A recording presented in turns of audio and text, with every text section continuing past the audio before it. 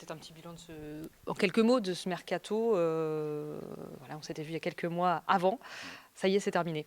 Enfin, enfin c'était un peu long, beaucoup de travail, mais on est plutôt satisfait. Voilà, on a fait une équipe cohérente.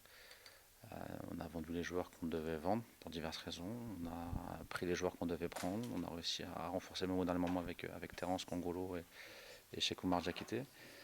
On a réussi déjà à faire 2-3 prolongations, les premiers contrats pro aussi de certains joueurs. Donc, le mercato qui s'est plutôt bien passé dans l'ensemble. Les jeunes, c'était une priorité. C'est la priorité du club. Je le dis, je le répète, c'est la priorité. Là maintenant, on va se pencher justement au mois de septembre sur tous ceux de l'académie, changement de statut, donc amateur, aspirant, aspirant, stagiaire, et peut-être stagiaire pro pour certains. Voilà, j'ai mis 2 mois, mais avec Momo, on a été voir toutes les séances et tous les matchs de prépa et de début de championnat, justement pour savoir qui on devait changer rapidement, pour ne pas se retrouver en situation de fin de contrat ou de prolongation un petit peu compliquée.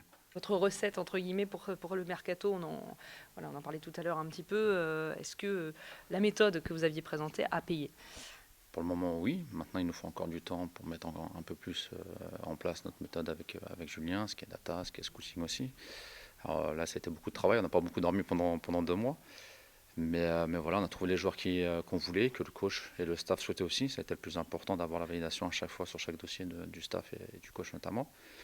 Mais on est très satisfait. Maintenant, on a commencé à déjà travailler sur le prochain mercato dès le lendemain, avec Julien, avec tout ce qu'il a pu mettre en place, les process, etc. Donc là, c'est un petit peu plus vite et on pourra aller chercher un peu plus loin aussi. Vous donniez l'exemple de Yann Kitala notamment, qui a été voilà, en partie convaincu grâce à ça. Qui a été en partie convaincu, qui a été validé à 100% par rapport à ça, qui a été aussi convaincu par le discours du coach, c'est important aussi, et mon discours. Mais voilà, il fait partie de ces joueurs où la data a permis de valider le ressenti qu'on avait visuel. On lui a présenté beaucoup de choses. Moi, j'ai toujours adoré le joueur quand il était à Lyon. Après, il a eu sa grosse blessure. Mais l'année dernière, à Sochaux, j'ai bien aimé ses entrées en jeu, notamment face à où vous l'avez marqué.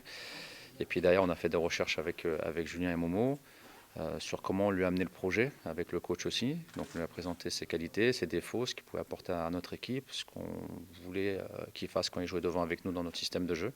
Et je pense qu'il a été convaincu assez rapidement. Un petit mot sur Jean-Michel Lesage.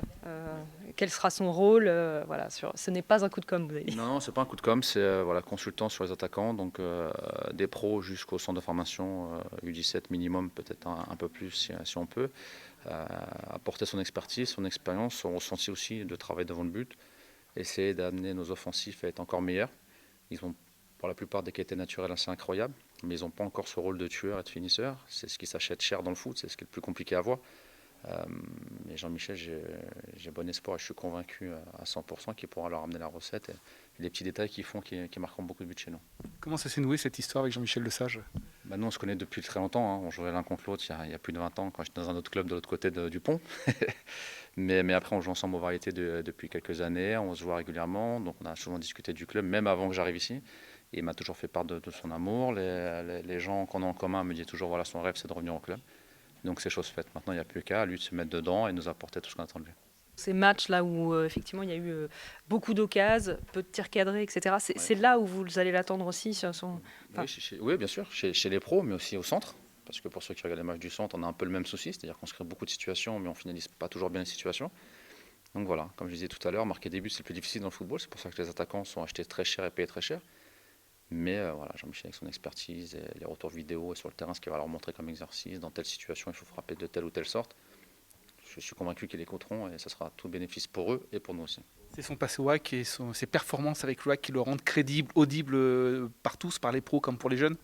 Au Havre évidemment, mais pas qu'au Havre. Pour ceux qui connaissent un peu son parcours à Créteil, c'est une légende aussi, il a mis quelques buts.